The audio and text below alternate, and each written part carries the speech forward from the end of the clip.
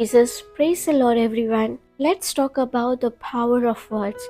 But before I begin, as you hear the scriptures, I encourage each and everyone to spend your personal time. Ask Holy Spirit to reveal you. Thank you, Jesus. So, there are millions of words in the world, and they are written in the books, newspapers, magazines, and thousands of other places. They are just words. Then there are words written in the Bible. Thousands of them are there in this Bible. We call it a word of God, a miracle book. And some of them look just like all the other words in the world. They are spelled also the same, but they are different. And what makes them different? And why they are different from other words in the world? You know why? God says in Proverbs 4 verse 22, He says that God's word, His words are life and health and medicine unto those that find them. God says in Hebrews 4:12, the word of God is quick, alive, active, powerful, and sharper than any two-edged sword. Jesus said in John 6:63, the words I speak unto you, they are spirit. In Greek, spirit is pneuma, which means breath, and they are life. The Bible also says in 2 Timothy 3:16, all the scriptures are God's breathed. God has put in His substance into the scriptures. God has breathed His life into them. There is a God substance in it, and the substance is a breath of God. For example, try to speak something and keep your hand while you're speaking. You will feel your inhale and exhale of your breath. So when we take this God's breathed words and confess them, miracles come to pass. Because Jesus Christ is the same yesterday, today, and forever. Hebrews 13 verse 8. How did God created the world? God used words to create this world. He created everything by the word He spoke. He said, He commanded, let there be light, and it came into existence. For reference, please read the entire chapter of Genesis 1. Hebrews 11 verse 3, it is written, it is by the faith that we understand that the universe was created by God's word. In Psalms 33 verse 6 and 9, it is written, by the words of the Lord the heavens were made, and all the host of them by the breath of His mouth. For He spoke, and it was done.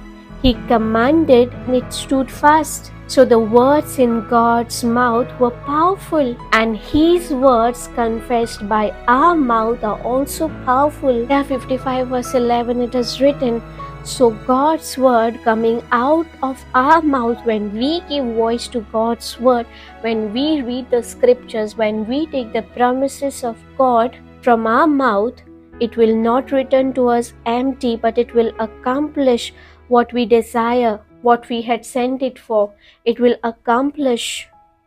Lord says death and life are in the power of tongue. Proverbs 18 verse 21.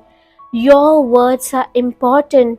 Every word you utter has tremendous power. With your tongue, you can choose to build or destroy dreams.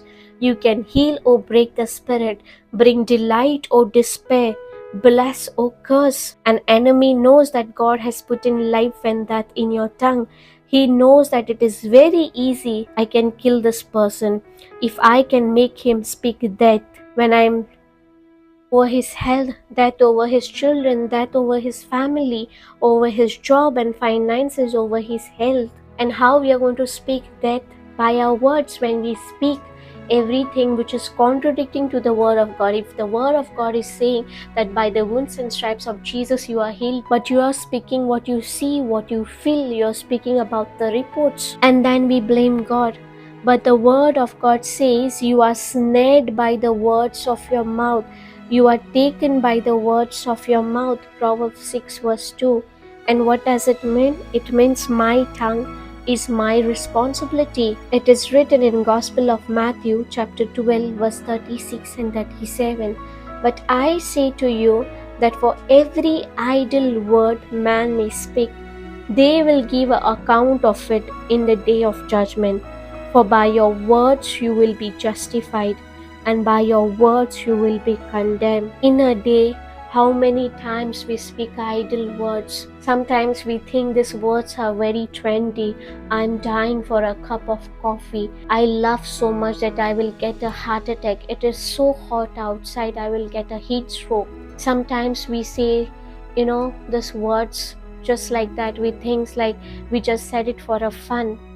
But Satan never takes it for a fun. He is serious all the time because he knows the power in words. He knows the words have co-creating power. Do you know that God who co-creates with you, we are co-laborers? In 1 Corinthians 3 verse 9, it is written that we are co-workers with God.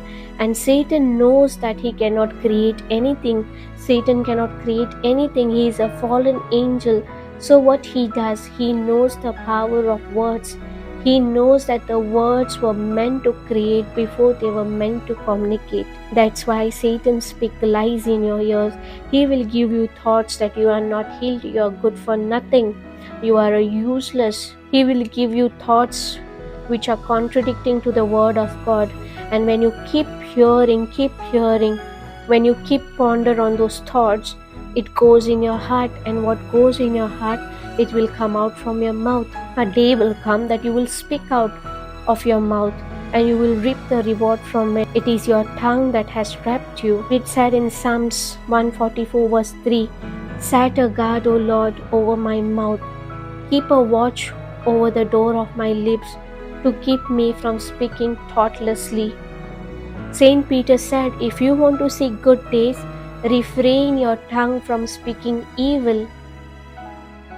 It is written in 1 Peter 3 verse 10, "For whoever will love life and see good days must keep their tongue from evil and their lips from deceitful speech. They must turn from evil and do good. They must seek peace and pursue it." It is asking us, it is written in Psalms 34 verse 12, would you like to enjoy life? Do you want a long life and happiness? Then never speak an evil or allow wicked words to come from your mouth. That means it is God's desire that you see good days, long life, but it depends upon your tongue. If you learn to refrain it from speaking evil over yourself, over your family, over your health, over your finances and children, you will see good days. Opposite situations will come in all of our life. Different mountains will come. But in that time, what comes out of your mouth matters the most. Instead of complaining about your symptoms, about your problem, simply thank God for His righteousness and declare. Let's declare what the Bible says. Joel 3:10, it is written, "Let the weak say, not pray. Let the weak say, I'm strong." That's what God says. Let the weak say, they must say something. Let the sick say, I am healed. Let the troubled say, I am delivered. Let the demon oppressed say, I am free. Say it on the basis of the great and holy work of the Son of living God, who shed His blood to purchase these things for you. If you want to learn more on the power of words, in the description I will put the teaching, and there is also prayer to cancel each and every negative words which we speak. So in the description I will put the links of the teaching. And thank you, Jesus. Thank you for hearing the word of God. Please do share with others and be blessed to be blessings. Thank you, Jesus.